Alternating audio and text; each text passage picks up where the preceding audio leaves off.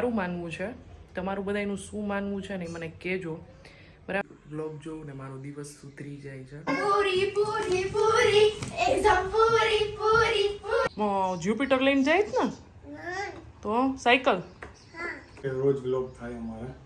નહીં નહીં તો પોસિબલ નથી. ઓપોઝિટ જ હોય, હસબન્ડ વાઈફ હંમેશા ઓપોઝિટ જ હોય. આમાંથી કેટલાય એવા હશે કમેન્ટ કરજો.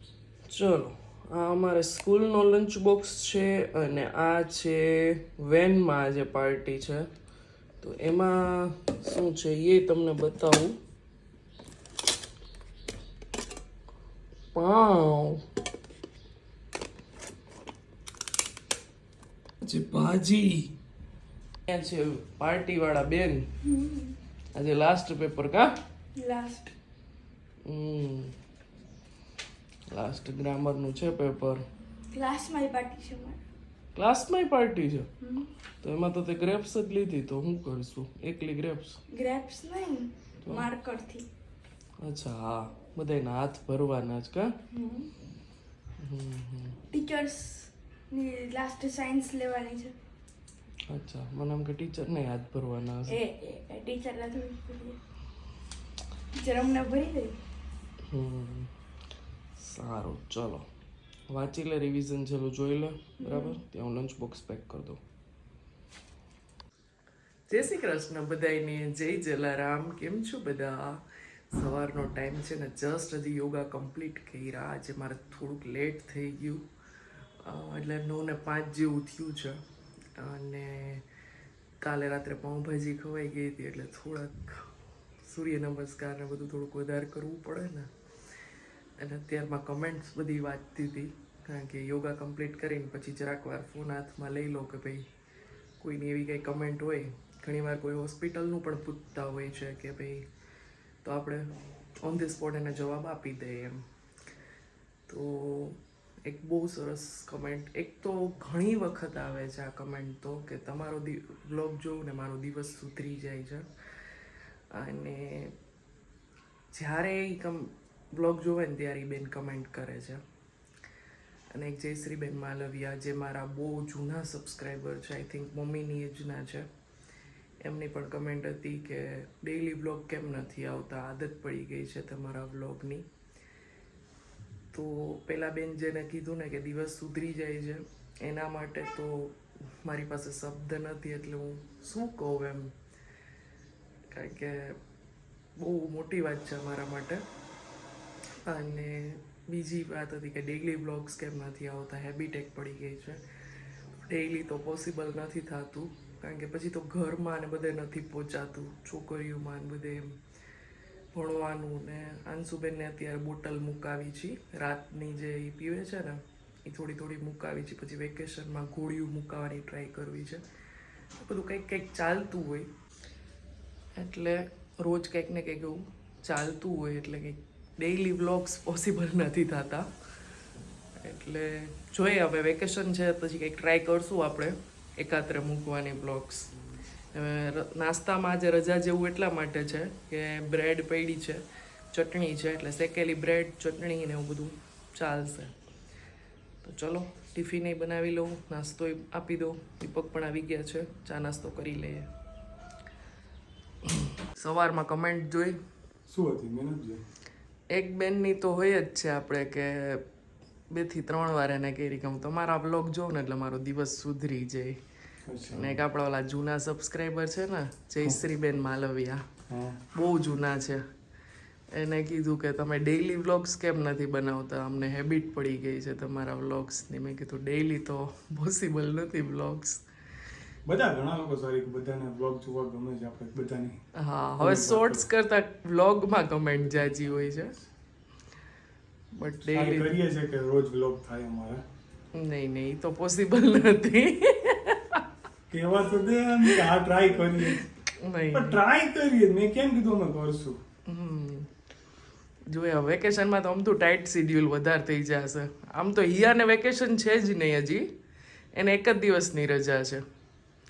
પછી એને પાછી સ્કૂલ ચાલુ થઈ જાય છે. આ વખતે CBSE જેવું કર્યું છે અને 2 મહિના પછી ઓલો હાવ જે સ્કૂલે જશે. તમારી કે અમે રોજ મને તો બ્લોગ જ ગમે છે. સાચી વાત હું પાછી કહું છું, હું રીમાને એ જ કહું કે ભાઈ બ્લોગ ઉતાર.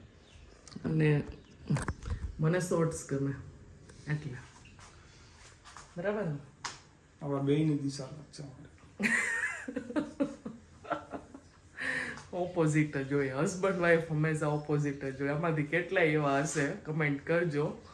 બધા ટેસ્ટ ચોઈસ બધું અલગ જ હોય.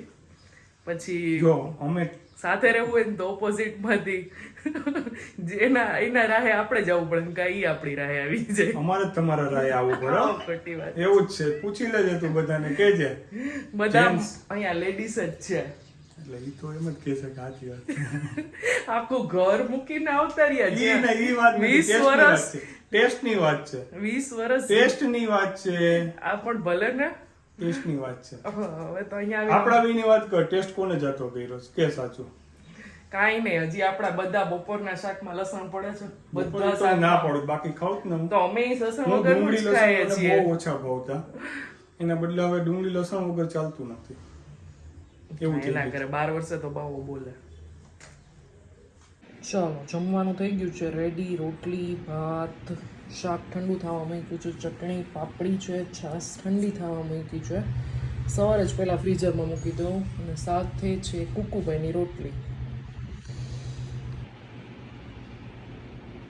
ગુવાર બટેટાનું શાક મારું મોસ્ટ ફેવરિટ છે.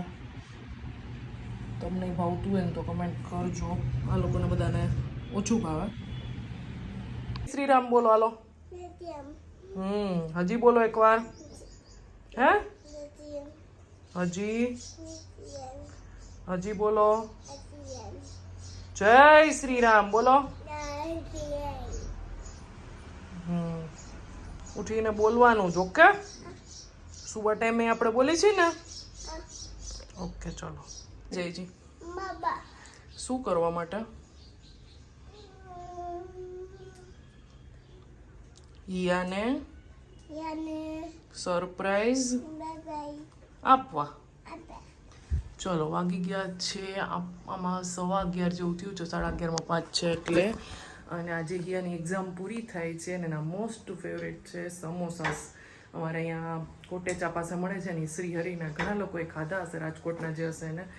તો અમે આજે એને સરપ્રાઈઝ આપવી છે, સ્કૂલેથી આવે ને એટલે હું અને અંશુબે લેવા જઈએ છીએ.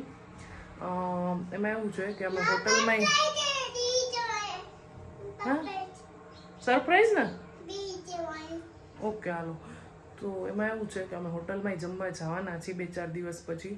પણ છોકરાઓને જે દિવસે એક્ઝામ પૂરી થઈ હોય ને એ દિવસે સરપ્રાઈઝ આપીને એનું મહત્વ જ આખું જુદું હોય. આપણને કેમ દિવાળીનું કામ કર્યું હોય જે દિવસે આમ પૂરું થયું હોય, આમ કિચન ખાસ કરીને કર્યું, તે દિવસે કોઈક શાક રોટલી એ બહારથી એમ લઈ આવીને એમ દે ને કે હાલે તું આજે આ જમી લે, થાકી છો, તો એનું મહત્વ જુદું હોય. બીજે દિવસે ભલે ને 5 સ્ટાર હોટલમાં લઈ જાય, પણ આનું મહત્વ આખું જુદું હોય. 1-1.5 મહિનાથી મહેનત કરે છે. એટલે આજે ભલે નાની એવી ખાલી સમોસા જ લેવા જવા, પણ નાની એવી એને સરપ્રાઈઝ આપવી છે. કારણ કે આવી નાની નાની વસ્તુથી છોકરાઓને છે ને આમ બહુ મજા આવે. તો ચલો ફટાફટ લઈ આવું ને પછી મળું તમને. કાન શું જવું છે ને? તું ખાઈશ સમોસા? સમોસા તું ખાઈશ?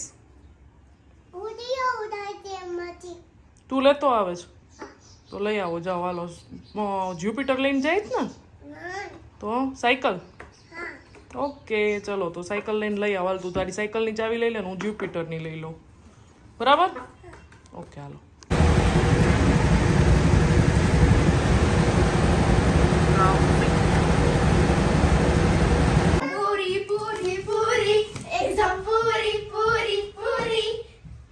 હાલો હવે આ થેલીમાં છે સરપ્રાઈઝ તમારું, લઈ લ્યો.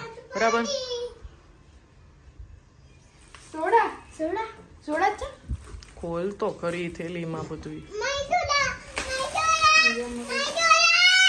તારી સોડા આપી છે જો એ પડી ખાટલી ઉપર. સમોસા. વાહ વાહ કેવી લઈ ગઈ? બહુ મસ્ત, બહુ ડિલિશિયસ લાગી. ડિલિશિયસ.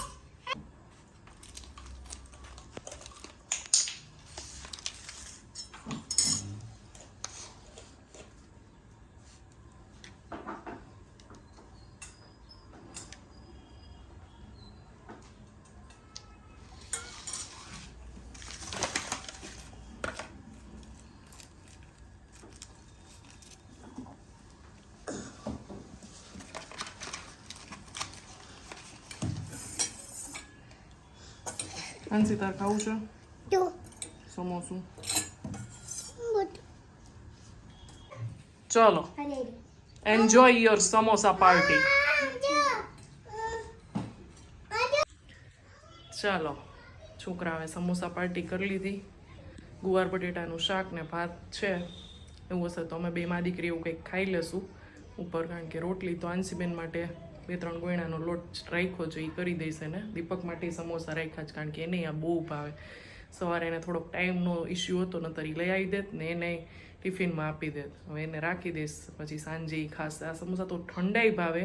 ને જો તમે રાજકોટમાં રહેતા હોય ને તો ધારેશ્વર ડેરીની આગળ કોટેચા પાસે છે શ્રી હરિ સમોસા. આ સમોસા ખાશો ને પછી કોઈના સમોસા નહીં ભાવે.